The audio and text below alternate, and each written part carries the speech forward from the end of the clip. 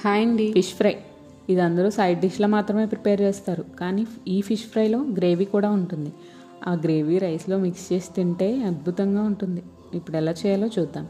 2 onions తురుముకొని, పచ్చిమిర్చి, కరివేపాకు, కొత్తిమీర తీసి పక్కన పెట్టుకోండి. ఒక ప్లేట్లో పీసెస్కి సరిపడా పసుపు, సాల్ట్ వేసుకొని బాగా మిక్స్ చేసి ఫిష్ పీసెస్కి బాగా పట్టించాలి. ఒక కడాయిలో ఆయిల్ వేసి బాగా హీట్ అయ్యాక ఆ పీసెస్ని బాగా ఫ్రై చేసుకొని పక్కన పెట్టుకోవాలి.